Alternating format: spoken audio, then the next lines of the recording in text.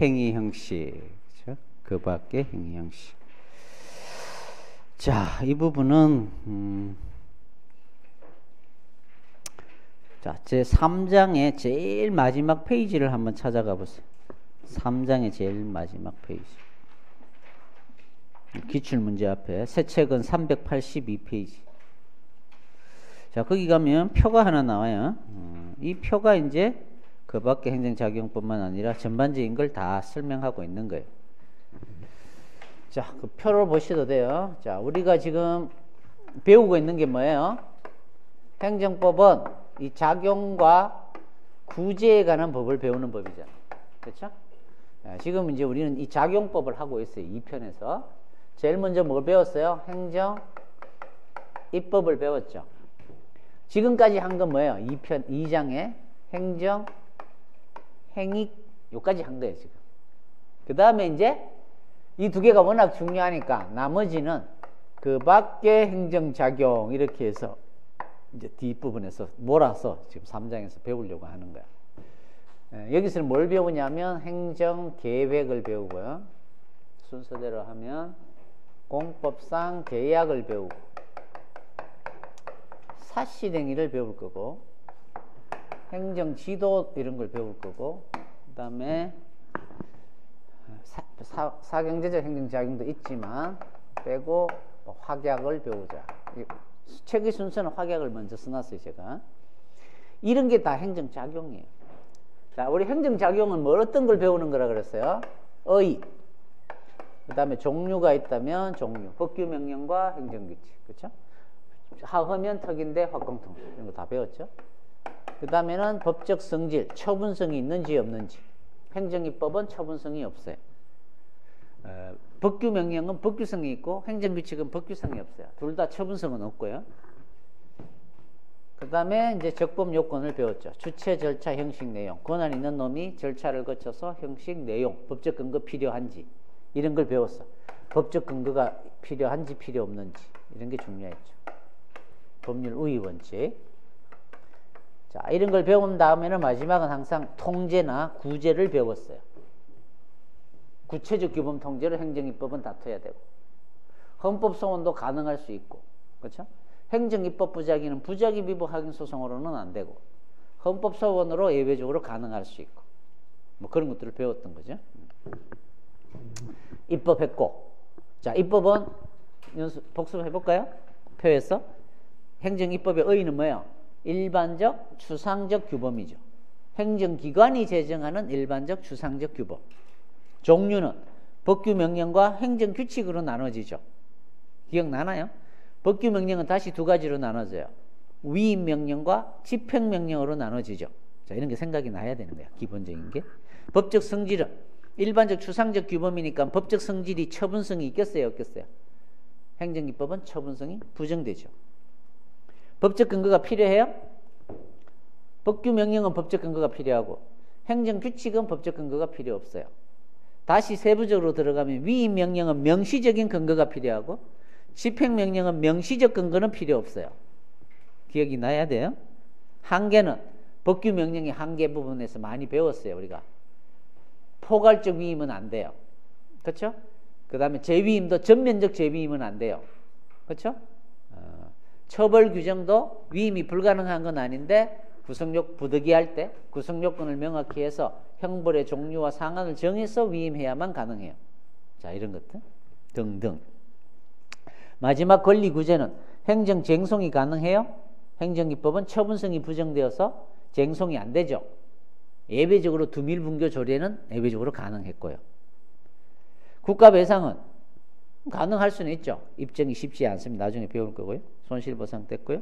기타 이제 뭐 헌법 소원이 가능하고 입법적, 행정적, 사법적 통제에 있어서 특히 사법적 통제에서 중요한 게 뭐야? 우리는 추상적 규범 통제 제도를 채택하고 있는 게 아니라 구체적 규범 통제 제도를 채택하고 있다. 다음, 행정행위는 너무 많아서 하기가 힘들어.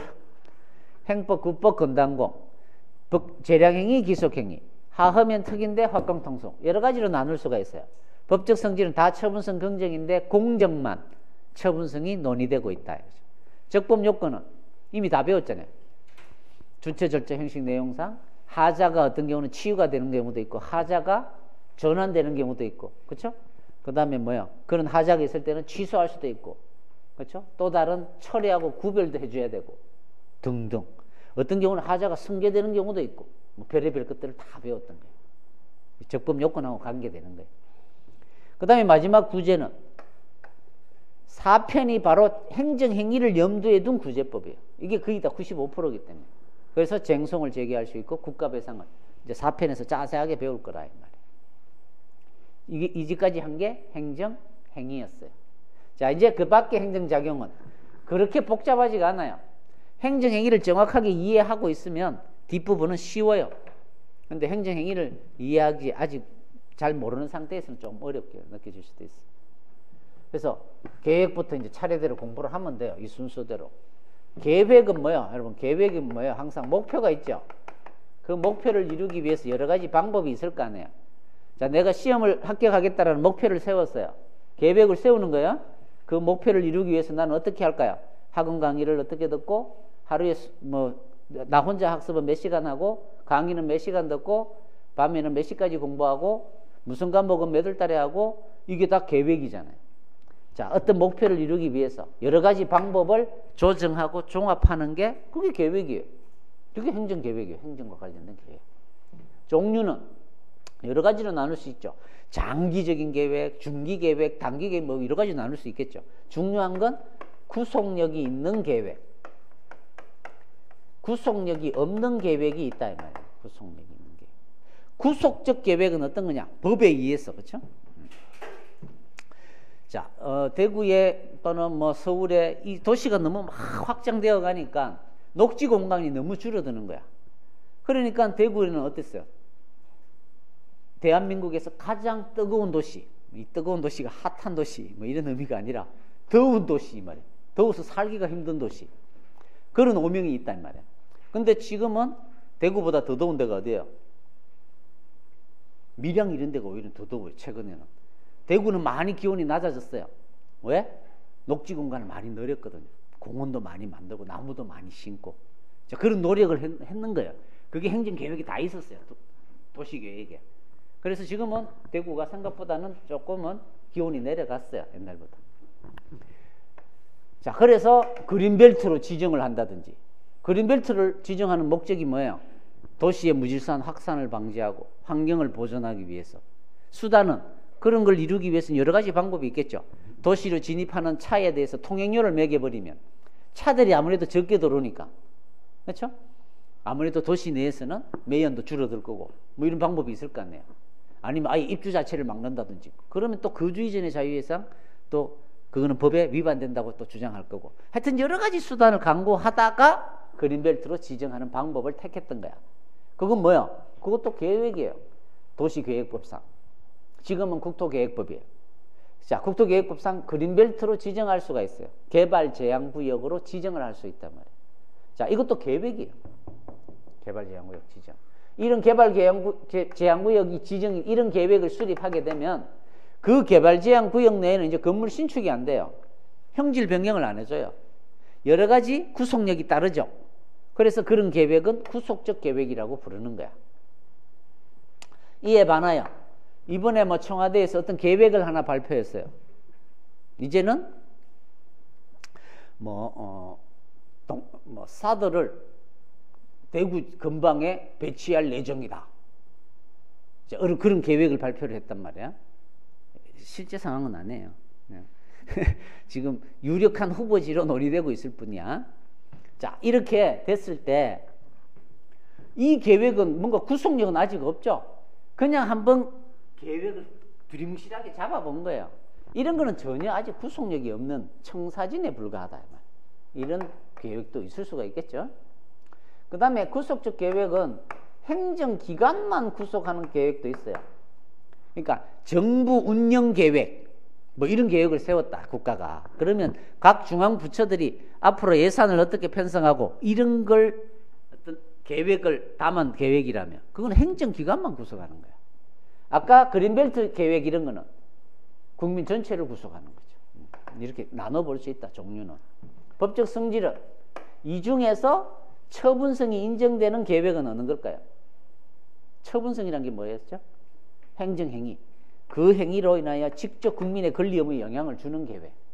이 중에서 어떤 게 국민에게 영향을 주죠? 사도 배치를 대구에 할 예정일지도 모른다. 이거는 아직은 직접 영향을 주지는 않죠. 행정기관만 구성하는 계획도 국민을 직접 구성하는 건 아니잖아요. 근데 아까 그린벨트는 바로 국민이 그 지역에 있는 사람들은 형질 변경이 안 돼요. 건물을 신축할 수가 없어요. 직접 영향을 받죠. 따라서 국민을 구속하는 계획, 요거는 뭐다? 법적 성질이 처분이라는 성질을 가진다 이 말이에요. 그래서 여기에 들어가는 계획은 이미 우리가 행정행위에서 배웠어요. 일반인을 대상으로 그린벨트를 지정한단 말이야. 그렇게 함으로써 국민의 권리 의무에 영향을 직접 주게 돼요. 이걸 우리는 뭐라 그래요? 개별적인 사람한테 하는 걸 개별적 처분, 불특정 다수인을 상대로 하는 처분을 뭐라 그랬어요? 일반인을 대상으로 하는 처분, 일반 처분. 기억나나요? 일반 처분은 두 가지가 있었어요. 대인적 일반 처분, 몇 월 며칠 몇 시부터 몇 시까지는 집회를 금지한다. 이게 대인적 일반 처분. 대물적 일반 처분은 공시지가를 지정하고 그린벨트로 지정하고 횡단보도구 일방 통행로로 지정하고 뭐 이런 거 있었잖아요. 그때 일반 처분. 그 일반 처분은 행정행위이기도 하고 뭐예요? 한편으로는 어떤 목표를 위해서 수단을 만든 거예요. 계획이기도 한 거야. 자, 따라서 계획은 어떤 계획은 입법인 계획도 있고요. 아까 행정행위인 계획도 있고요. 이따가 볼 사실행위인 계획도 있어요. 그래서 우리는 이 계획이란 걸 따로 공부를 하지만 이 행정계획에는 입법으로 계획이 만들어지기도 하고 그냥 행정행위인 계획도 있고 아무 법적인 의미가 없는 이런 계획은 아무 의미가 없는 계획이잖아요. 이거는 사실행위가 되는 거예요. 그래서 계획은 다 계획마다 그 성질이 다른 거예요. 어떤 계획은 입법, 어떤 계획은 행정행위라고 보면 되고 어떤 행위는 사실행위라고 보면 돼요. 하지만 그게 목표와 수단과 관련된 계획이라고 볼 수 있기 때문에 여기서 몰아서 한번 공부를 해보는 거예요.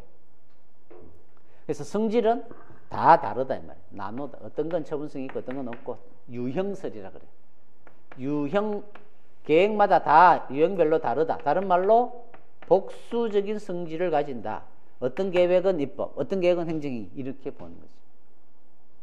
그 다음에 적법요건은 당연히 주체 측면에서 계획은 당연히 권한 있는 놈이 권한의 범위 내에서 계획을 수립해야 되겠죠. 절차가 있다면 절차를 잘 따라야 되겠죠. 형식은 입법의 형식으로 만들어지기도 하고 처분의 형식으로 만들어지기도 하고 다 달라요. 내용상 법적 근거가 필요할까요? 계획을 수립하는데 법적 근거가 필요할까요? 신공항을 건설하겠다는 계획, 사드 배치를 대구 지역에다가 배치하겠다는 계획, 이런 계획에 법에 사드가 우리나라에 배치될지도 안 될지도 모르는데 그런 법조문을 만들어 두겠어요? 그런 거는 법적인 의미가 아직 없기 때문에 지멋대로 계획하라 이거예요. 법적 근거 따로 필요 없어요. 그럴 수도 있죠. 뭐 이렇게 계획도 세워보고 저렇게 계획도 세워보고, 그렇죠? 따라서 이런 비구속적 계획은 법적 근거가 필요 없는 거예요. 하지만 뭔가 구속력을 미치려면 뭐예요? 법의 근거가 있어줘야 된다는 거죠. 그린벨트를 함부로 지정할 수 없어요. 개발제한구역 지정에 관한 특별조치법이 있어요. 그런 법에 따라 그린벨트를 지정할 수 있는 거예요. 도로교통법에 따라 도로를 지정할 수 있는 거고, 국토계획법에 따라 어느 지역은 자연녹지지역으로 지정을 하고 어떤 지역은 상업지역으로 지정하고 어떤 지역은 주거지역으로 지정을 하는 거예요. 법의 근거가 다 있다 이 말이에요. 따라서 구속적 계획은 법적 근거가 필요하지만 비구속적 계획은 법적 근거가 필요 없다 이렇게 돼요. 이거는 따로 안 외워도 나중에 되면 느낌이 오는 거예요. 구속적이면 근거가 있어요. 좀 이따가 보면 권력적인 건 법적 근거가 필요하다. 비권력적은 필요 없다 이렇게 얘기가 나온다. 시험은 맨날 나와요. 근데 법적 근거는 법률 유보는 워낙 중요하니까. 다음 법률 우위는 모든 행정작용은 상위법에 위반되면 안 되잖아요. 우리가 앞에 법률 우위 원칙에서 배웠죠. 그때 법에는 어떤 법이 들어가요? 헌법, 법률, 명령, 조례, 규칙, 관습법, 일반 원칙까지 다 들어간다 그랬잖아. 그 모든 거에 위반하면 안 되잖아. 따라서 계획을 수립할 때 비례의 원칙을 위반하는 계획을 수립하면 될까요? 그린벨트 지정을 하는데 대구 주변에 있는 모든 산을 다 그린벨트로 묶어버리면 그럼 되겠어요? 그건 또 아니잖아요. 어느 정도 개발이 필요한 것도 있을 거 아니에요. 그렇죠? 너무 심하게 계획을 수립해도 안 되겠죠. 당연히 법률 우위 원칙은 모든 행정작용에 다 적용이 되는 거예요. 그렇죠? 특히 우리가 행정행위에는 뭐가 있었어요? 선택권이 있었죠. 1년 이내에 영업정지할 수 있다. 또 공익적인 사업 같은 경우 특허 이런 거는 재량행위, 우리가 뭐라고 표현했어요? 재량이란 말을 썼죠. 이렇게 할 수도 있고 저렇게 할 수도 있고 여러 가지를 할 수 있잖아요. 한계를 벗어나지 않은 한 행정청은 선택권이 넓었어요. 자, 계획을 수립하는데도 어때요? 반드시 이렇게만 계획을 수립해야 될까요? 여러 가지 방법이 있겠죠. 따라서 계획을 수립하는 데는 당연히 선택권이 넓다 이 말이야. 선택권은 우리가 법적으로 아까 무슨 용어를 썼어요? 재량이란 용어를 썼단 말이야. 그래서 계획을 수립하는 데는 재량이 인정된다 이 말이야. 여러 가지 방법이 가능해요. 그걸 계획 재량이라 그런단 말이야. 자, 일반적인 재량의 범위가 넓을까? 계획을 수립하는 재량이 넓을까요? 상식적으로. 맨날 상식적이래. 지만 상식이고 난 모르겠는데. 계획은 여러 가지 방법이 있잖아요. 이렇게 세우기도 하고 저렇게 세우기도 하고. 그래서 이 계획 재량이 엄청 더 넓어요. 넓다. 형성의 자유. 광범위한 형성의 자유. 아주 다양하게 형성할 수 있는 거야. 여러 가지 계획 수립이 가능한 거야. 하지만 아무리 계획 재량이라고 하더라도 지멋대로 계획을 수립하면 될까요? 아까 그린벨트로 지정하는 것도 하나의 계획이죠. 도시의 무질서한 확산을 막기 위해서 어떤 방법을 쓸까? 그린벨트로 묶을까? 묶더라도 이쪽에 묶을까? 이쪽에 묶을까? 이쪽에 묶을까? 묶을까가 뭐야? 묶을까? 그린벨트로 지정할까? 여러 가지 방법이 있잖아. 그치? 근데 계획을 수립하는 데는 재량이 있다 그랬잖아요. 여러 가지 방법이 가능해요. 근데 도지사가 그린벨트는 묶어야 되는데 귀찮은 거야. 어디다 묶어야 될지. 이쪽에 묶자니까 저쪽 사람들이 막 반대 난리가 아니에요. 그린벨트를 묶는다니까. 당연히 국민들은 반대하겠죠. 그린벨트를 묶이면 땅값이 떨어지고 개발이 안 되는데. 그렇죠? 그러니까 이제 시장이 귀찮은 거야. 지도를 갖고 오래요. 지도를 갖다 줬더니 눈을 감고는 그린벨트를 묶고 이렇게 계획에는 재량이 있으니까 이러면 될까요? 안 된다 이 말이야. 그렇죠? 계획에도 한계가 있다 이 말이야. 그러면 어떻게 계획을 통제해야 될까요? 항상 계획을 할 때는 이렇게 하면 어떤 좋은 점이 있고 어떤 불이익이 있고 어떤 공익에 좋은 점이 있고 여러 가지 이익을 어떻게 해야 돼? 응? 형량해서 계획을 수립해야 돼. 자, 형량을 하는데 이 형량 명령 이론이라는 게 있다. 계획을 수립할 때는 형량을 제대로 해서 계획을 수립해야 돼. 이런 이론이에요. 계획은 지멋대로 하는 게 아니야. 형량 명령. 제대로 형량해서 계획을 수립해야 돼. 이 말이에요. 자, 근데도 불구하고 형량을 제대로 안 하는 경우가 많아요. 가끔씩 있어요. 그걸 우리 뭐라고 표현하면 될까요? 재량에는 뭐라고 그랬어요, 우리가? 재량에도 지멋대로 하면 안 되잖아요. 아까 동전 떨려서 앞면 나오면 허가 내주고 뒷면 나오면 불허가 이렇게 하면 안 된다 그랬잖아.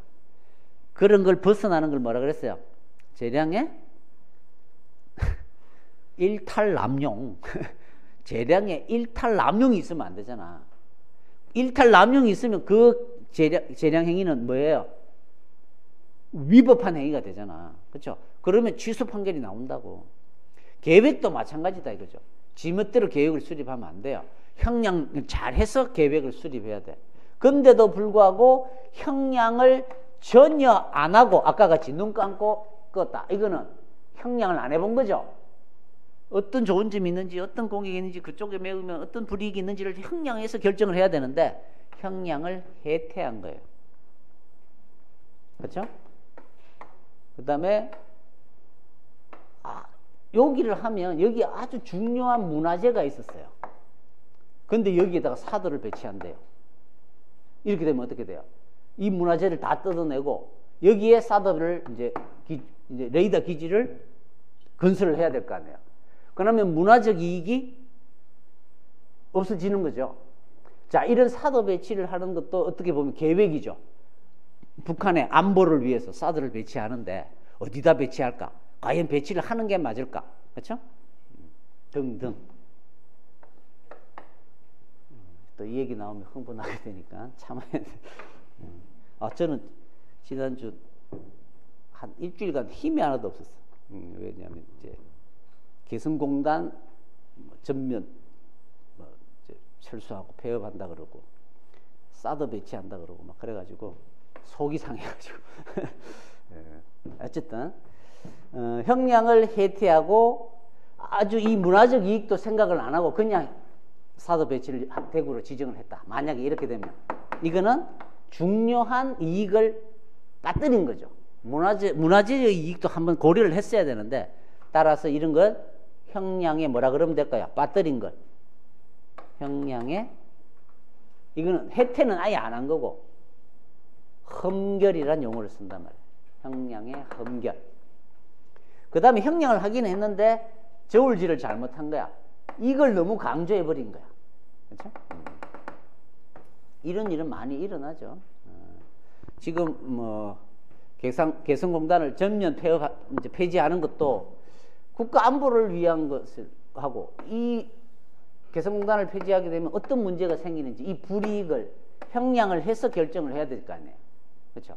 근데 지금은 이 이익을 너무 강조하다 보니까 이 이익을 너무 약하게 본 거라고 볼 수도 있어요. 이거는 이제 사람들의 시각에 따라 다른데. 그렇죠? 자, 그래서 이게 너무 강조되다 보니까 이게 솔직히 강조되면 뭔 짓을 해도 다 용서를 해야 돼. 그렇죠? 이게 그 논리잖아요. 어떻게 국가 안보를 위해서 그런 말을 할 수 있느냐? 대한민국 사람이 맞느냐? 이런 얘기를 하잖아요. 비판을 할 때. 한편으로는 맞는 말이지만 한편으로는 뭐야? 그럼 반드시 그러면 안보를 위해서는 뭐 우리 국민 전체가 군대 들어가야지 뭐 이렇게 얘기해도 그거는 안보를 위해서는 그게 또 바람직할 수도 있잖아요. 다 이제 형량을 해서 결정을 해야 되는 거예요. 모든 결정은 다 그래. 어느 하나만 강조하다 보면 잘못된 결정이 나올 수가 있다. 그럼 정답이 뭐냐? 그건 알 수는 없는데 그래도 이제 그런 형량을 통해서 결정을 해야 되는데 아주 중요한 형량을 5형량했다 이 말이에요. 5형량.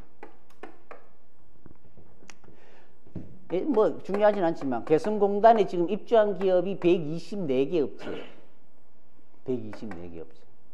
자, 여기에 이제 뭐 우리 속옷의 70%가 뭐 북한에서 만든다 그럴 정도로 많이 만들고 있어요. 주병진이 알아요? 주병진? 주병진 누군지 몰라? 네, 주병진이 좋은 사람들이라는 이제 사업을 했죠. 속옷 만드는. 네. 근데 지금은 이제 지분을 다 넘겨갖고 다른 사람이 하는데 그 좋은 사람들도 지금 개성공단에 들어가 있었어요. 자, 거기는 이제 속옷을 만든단 말이야. 그 만드는 원단은 누가 만들어야 돼요? 좋은 사람들이 만드는 게 아니잖아요. 당연히 대구나 어느 섬유업체에서 그 원단을 만들어요. 실도 만들어야 되겠죠. 재봉틀 만들어야 되겠죠. 그런 게 다 북한으로 간다 이 말이에요. 요건 124개 업체지만 이 밑에 있는 하청업체들은 이 개성공단 때문에 살아가고 있는 이 업체들은 6,000개 정도가 된다고. 기업이. 단순한 124개의 업체만 손실을 보는 게 아니라고. 6,000개의 업체가 피해를 본단 말이야. 그러면 얘들만 피해 보는 것만 계산해서는 안 되죠. 그렇죠? 그래서 이게 1조에서 6조까지 된다 그래요. 지금 피해액이. 확장을 하면. 자, 이 6조는 그럼 누가 배상? 우리 세금으로 이제 보상을 해줘야 되죠. 실질적으로 배상이 지금 안 되고, 안 해줘요. 말은 지금 뭐 보상을 해준다 그러지만 실질적인 보상이 안 이루어진다고. 한 1조도 안 될 거야, 아마 보상 금액은. 이제 피해액은, 이 하청업체들은 더더욱 다 도산이야. 북한은 몇 명 안 돼요, 그 북한. 자, 어쨌든 뭐 이런 이익을 과연 생각을 했느냐는 거죠. 만약에 이런 이익을 형량하지 않았다면 뭐예요? 5형량이 되는 거고 험결에 형량이 험결이 되는 거예요. 물론 형량을 했다 그러죠. 별로 뭐 우리의 피해보다는 북한이 입는 타격이 훨씬 클 것이다 이렇게 얘기를 해요. 이게 한 1억 불 돼요. 북한에 들어가는 돈이. 우리가 이제 뭐 봉급으로 주는 게. 북한이 지금 중국과 교역이 한 90% 이상이 되는데 한 60억 정도 돼요. 60억 불. 개성공단 1억 불 안 들어가도 중국과의 교역으로 60억을 벌고 있단 말이야. 그럼 북한 경제가 망하나요? 이 개성공단 없애버리면? 별로 망하는 게 없어요. 이 사람들 중국에 가서 이 숙련된 노동자들이 중국에서 지금 중국 국경 옆에 중국 공단들이 많이 들어오거든요. 거기 가서 일하면 더 많은 외화를 벌어들일 수가 있어요. 지금 갑자기 무슨 이상한 데로 빠졌는데 하여튼 이런 여러 가지 영향을 했었어야 된다. 그렇죠? 한편으로는 또 어떤 문제가 생긴가요? 자, 이 경성공단 중단 조치 결정을 이제 소송으로 다툴 수 있을까? 한번 생각을 해봤나요?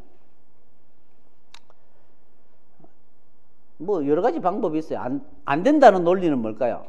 당연히 법에 근거해서 폐쇄 조치를 해야 되고 이런 게 있을 건데 안 된다는 건 통치행위라고 볼 수도 있어요. 그렇죠? 대통령 결단이었다. 그렇죠? 북한과의 관계를 고려할 때 핵무기, 그렇죠? 미사일 쏘고 이러는데 당연히 우리가 개성공단을 중단해야지 이렇게 생각할 수도 있잖아요. 그래서 만약 누군가 소를 제기하면 이거는 대통령의 고도의 정치적 행위로서 사부심사의 대상이 안 된다. 법원은 난 몰라 각하 이렇게 해버릴 수도 있을 수도 있다는 거지. 뭐 어쨌든 그건 중요한 게 아니고, 자, 이와 같이 형량을 제대로 안 하는 걸 우리는 뭐라고 부른다? 형량의 하자란 말을 쓰면 돼요. 근데 여러분이 뭐 다음 중 네모에 들어갈 말은 이런 거는 시험에 안 나오니까 그냥 형량의 하자라고 표현이 될 거니까, 이걸 제가 방금 해태, 흥결, 오형량을 뭐라고 하나요? 이렇게 물었을 때 형량의 하자란 말은 여러분 답변을 못 해도 돼. 내가 형량의 하자 이러면 그래 하자지 이런 생각 정도만 공부하면 된다고. 너무 그 개념을 외우려고는 하지 말라는 거야. 그 단어를 그대로 떠올릴 필요는 없다는 거야. 문장을 읽어서 OX를 판단하면 돼. 여러분 객관식 시험은. 자, 하여튼 뭐 이런 형태로 되면, 자, 형량을 해태했다, 형량을 흠결했다, 형량을 잘못했다 이러면 그 계획은 어떻게 될까요? 적법한 계획이에요, 위법한 계획이에요? 그 행정 계획은 위법한 계획이 되는 거예요. 위법한 계획. 그렇죠? 자, 위법한 계획이 만들어졌어요. 그러면 구제는 어떻게 하면 될까요? 제일 먼저 쟁송을 제기할 수 있느냐 이 말이에요. 쟁송을 제기하려면 무슨 성질이 있어야 돼? 처분이라는 성질이 있어야 돼. 자, 따라서 그 처분이 만약에 구속적 계획으로 국민까지 구속하는 계획이면 처분성이 인정될 거예요. 소송이 가능합니다. 국가배상도 당연히 위법하고 고의가실로 국가배상 요건을 갖추면 국가배상이 가능할 수 있어요. 근데 쉽지는 않아요. 개성공단 폐지 결정을 봤을 때 이걸 형량을 흠결했다고 할 수 있을까요? 저는 안타까워하지만 흠결했다고 안 볼 수도 있잖아요. 오형량 했다고 안 볼 수도 있어요. 내가 소송을 제기해서 이거 잘못됐다고 소송을 주장해서 이기기가 쉽지 않아요. 국가배상을 청구하죠. 공무원이 이걸 과실로 이렇게 계획을 수립했다, 이걸 입증하기가 쉽지가 않아요. 나는 신중하게 결정했다고 그럴 거 아니야. 그렇죠? 이게 위법하다고 주장하기가 쉽지가 않다고. 결론은 어렵다. 어렵다. 구제가 쉽지 않아요. 행정계획은. 따라서 한번 만들어지면 계획은 구제가 거의 불가능해요. 그러면 어떻게 해야 될까요? 응? 사전에 잘 만들어요. 만들 때 어때요? 여러 사람들의 의견을 듣고 여러 가지를 판단해보고 절차를 거치고 공청회도 거쳐보고 그렇게 해서 계획은 수립되어야 되는 거예요. 그렇게 해도 불만이 생기고 부족한 점이 생기는데 그냥 누군가의 한 사람의 판단으로 어떤 계획을 수립한다? 이거는 많은 문제를 야기할 수가 있다는 거죠. 그래서 우리가 4대강 사업도 마찬가지고 이명박 정부 때 뭐 제주도에 해군 기지를 건설한다. 장기적으로 보면 다 필요할 수도 있어요. 하지만 뭐가 문제였냐면 절차를 제대로 안 지킨 게 문제였던 거죠. 절차를. 공청회도 충분히 거치고 시간은 좀 걸릴 수 있어요. 오히려 절차를 거쳤다면 오히려 더 빨랐을 수도 있어요. 사람들이 저렇게 드러눕지 않았을 거란 말이에요. 어느 정도 치열하게, 그렇죠? 고민하고 설득하고 그런 작업을 1년간 하면 사람들도 지체가 그래, 그럴 수는 있겠네. 그리고 여기서 얘기하는 불만들을 다시 또 여러 가지 보완 조치를 취하고 이렇게 해서 진행을 하면 국민은 어느 정도는 받아들일 수밖에 없는 상태가 된다고. 그렇게 해야 되는데 이제 반대하면 종북 좌빨이다 그러고, 그렇죠? 어떻게 우리 국가의 안보를 위해서 해군 기지를 건설한다는데 방해할 수 있느냐? 종북이 아니냐, 그렇죠? 이렇게 이제 얘기를 해버리니까 나는 종북이 아닌데, 제주도 사람 입장, 그 강정마을 사람들은 뭐 억울한 거야 막. 나는 그런 뜻에서 지금 저항하는 게 아닌데 왜 우리 얘기를 듣지 않느냐? 그게 억울해서 지금 막 들어눕고 있는데 종북이고 뭐 이러니까 그 사람들 돌아버리지 이제. 더 저항하는 거야 이제. 그렇죠? 밀양 송전탑 이런 것도 마찬가지잖아요. 그 할머니들이 뭘 아시겠어요? 하지만 그 할머니들에는 치열한 설득 작업이 없었던 거죠. 조금 더 노력을 했어야 되는 거죠. 그러니까 할머니들은 뭐 억울해서 뭐 들어 누워버리잖아요. 그러니까 송전탑 건설은 점점 늦어지고 있는 거예요. 필요하긴 하죠 그게. 자, 어쨌든 뭐 그런 것들이 어렵기 때문에 중요한 건 뭐예요 이게? 여기가 중요하다 이 말이에요. 절차가. 그렇죠? 근데 아쉽게도 우리 행정절차법을 9년도인가 만들었어요 이걸. 나중에 배울 거예요 이거. 이 절차법에 가보면 계획에 관한 절차는 규정이 없어요. 행정행위 절차만 잘 만들어 놓은 거예요. 그리고 지도 좀 중요하니까 지도에 관한 규정만 좀 있어요. 나머지는 없어요. 국토계획법에 따로 있어요. 그래서 이게 하나의 문제점으로 이제 문제가 되는 거예요. 행정절차법에 계획을 수립할 때는 어떤 절차를 거치고 공청회를 몇 번 정도는 해야 되고 이런 걸 만약에 만들어 놓으면 국가가 어떤 계획을 수립할 때 그 절차를 따라야 될 거 아니에요. 그렇죠? 그런 걸 따르다 보면 이제 시간은 조금은 늦어질 거지만, 그렇죠? 그게 민주주의예요. 민주주의란 건 다른 게 아니에요. 국민의 의견을 취합해서 국민의 뜻에 따라 이제 모든 국가 운영을 하는 게 민주주의예요. 국민이 나라의 주인이니까 어떤 대표 한 사람이 독단적으로 뭘 하는 게 아니라 국민의 뜻을 반영할 수밖에 없는 거야. 그게 민주주의의 단점이면서 강점이죠. 다양한 이해가 있단 말이야. 우리는 지금 한 목소리를 내야 된다고 하잖아요. 안보에 있어서는. 근데 한 목소리가 과연 좋은 거냐 이 말. 그건 아닐 수도 있어요. 그렇죠?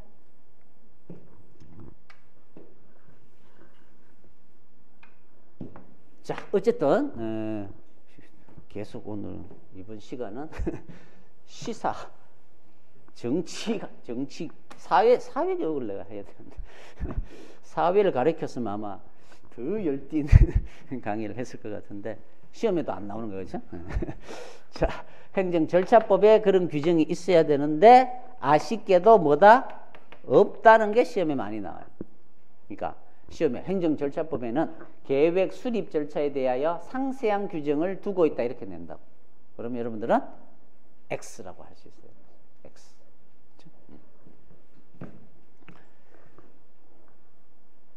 원래 이런 강의는 대구 경북 지역에 내려가서는 하면 안 된다 그래요. 막 내가 이제 정부를 약간 정부에 대해서 비판하는 이런 내용을 하면. 근데 뭐 내 마음이지. 그래서 누가 찍어서 올려도 돼. 오늘 같은 수위는 별로 뭐 강하지도 않잖아요. 그냥 약간의 비판이 약간 있었을 뿐이지. 이런 것도 못하게 하면 그건 국가가 아니지. 그렇지? 자, 무슨 얘기 하다가 계획은 이제 이런 식으로 끝이 납니다. 이런 걸 배우는 거예요. 차례대로. 이미 거의 다 했어요. 90%는 제가 얘기를 다 했어요. 앞에서 행정행위할 때 이미 우리는 법적 근거가 뭔지, 절차가 뭔지 이제 대충 알아요. 처분이라는 성질이 뭔지, 그렇죠? 구속적이라는 개념이 대충은 감이 오잖아요. 자, 그러면 이제 이 문장을 쭉 읽을 때 형량이란 개념, 재량이란 개념도 대충 명확하게 설명은 할 수 없지만 대충 감이 오죠. 위법이 어떤 건지도 감이 오고. 자, 그게 이제 어느 정도 이론이 된 사람들이 이 계획을 빨리 공부를 할 수가 있는 거야. 전혀 생뚱맞게 계획만 처음에 딱 진도를 나간다. 그럼 다 설명을 해야 되죠. 입법이 뭔지, 행정행위가 뭔지, 사실행위가 뭔지, 그렇죠? 하지만 내가 첫째 시간에 사실행위가 뭔지 이런 강의는 기본적인 강의를 했었어요. 그래서 중간에 들어온 사람은 첫날 강의는 들어보셔야 돼. 조금 길게 했지만 제가 OT 강의를 그런 것들도 기본적인 베이스를 깔고 듣는 거예요. 계속 반복이 되겠지. 이게 행정계획. 그 다음에 이제 공법상 계약을 배우는 거예요. 계약이 뭐야? 한 사람이 계약을 맺을 수 있나요? 안 되죠. 계약은 항상 두 사람 이상이 돼야 돼요. 따라서 복수 당사자의 계약은 의사의 합치를 이루는 거예요. 나는 살게. 절마도 나는 살게 그러면 계약이 될 수가 없죠. 존마는 나를 보고 존마가 뭐야? 절마는 나한테 그래 그 가격에 살게 해야 되죠. 그래야 둘의 가격, 기간 뭐 모든 게 합치가 돼야 계약이 성립되는 거야. 계약이 성립되면 이제 권리 의무가 나와요. 계약이 됐긴. 내가 파는 거면 물건을 줄 의무, 돈을 받을 권리. 쟤는 돈을 줄 의무, 물건을 받을 권리. 권리 의무가 생기는 거예요. 안 주면 계약의 이름으로 법으로 주장하면 돼요. 이렇게 계약했는데 전마가 돈을 안 주네요. 이러면 돼요. 그러면 진짜 계약했는지 보고 계약했는데 합의를 봤는데 너 왜 안 줘? 주라. 이렇게 판결이 나오는 거예요. 법률에는 없어요. 그게 사적 자치야. 민법은 그 계약의 법리에 의하여 권리 의무가 나온다고. 그런데 행정법은 대부분은 법에 의하여 권리 의무가 나오잖아요. 그렇죠? 세금을 부과하면 세금을 납부할 의무는 세법상 세금 부과함으로써 의무가 생기고 약간 다르죠. 합의 보는 게 아니잖아요. 근데 행정법에도 계약이 있을 수가 있어요. 앞에 거는 거의 다 뭐예요? 일방적인 거예요. 금마가 허가를 신청해 오면 여러 가지를 판단해서 그래 임마 너 이제 운전해도 돼. 계약을 맺은 게 아니잖아요. 허가를 일방적으로 내주는 거예요. 그렇죠? 행정행위는 그래서 뭐예요? 계약이 아니라 뭐라 그랬어요? 행법, 구법, 권당공, 단독행위잖아요. 여기는 계약이에요. 여러분이 시험을 쳐서 합격을 하면 공무원 임명을 해줘요. 그거는 뭐예요? 일방적으로 여러분들한테 공무원의 지위를 특별히 주는 거예요. 하하면 특인대 학공통수증이 뭐예요? 특호가 된단 말이에요. 그거는 특허가 되죠. 새로운 권리를 주는 거니까. 하지만 계약은 일방적으로 주는 게 아니라 둘이 합의를 보는 거예요. 그래서 뭐 전문직 공무원을 채용하는 계약 이런 것들은 시험을 쳐서 뽑는 게 아니라 계약을 맺어요. 그렇죠? 그래서 뭐 내가 환경과 관련된 전문가가 필요해. 그래서 환경직 공무원을 뽑는 게 아니라 환경 관련해서 이제 좀 일을 많이 한 사람들 중에 계약을 맺고 공무원으로 채용을 하죠. 계약을 맺고 채용을 해요. 그거는 공법상 계약이 되는 거죠. 그냥 회사에 내가 취직하는 건 그건 사법상 계약이고 그건 우리가 공부할 필요 없고 공익과 관련된 계약 그게 공법상 계약인 거다. 그렇죠? 그래서 공익을 위하여 공법상 효과 발생을 목적으로 복수 당사자의 의사의 합치 이렇게 얘기를 하면 돼요. 반대 방향의 의사의 합치. 이거는 뭐 틀리게 낼 게 없어요. 대충 들어보니까 그런 것 같다라고 알면 돼요. 종류는 뭐 주체와 주체 사이, 주체와 개인 사이, 개인과 개인 사이도 계약이 일어날 수 있어요. 공법상 계약. 뭐 구직 종류를 따지면 그렇게 할 수 있고 처분은 계약이 처분이에요? 처분은 항상 어떤 거예요? 위에서 내려오는 거예요. 계약은 이런 거잖아요. 따라서 처분이 될 수가 없죠. 따라서 계약에 대해서 다툼이 생기면 당연히 처분성이 없기 때문에 쟁송을 제기할 수는 없어요. 그럼 뭘로? 당사자 소송을 제기해야 돼. 마지막 부제는 여기에는 당사자 소송을 제기해야 된다. 그거 보면 계약 파트에 있어요. 이렇게 이게 시험에 가장 많이 나오는 거죠.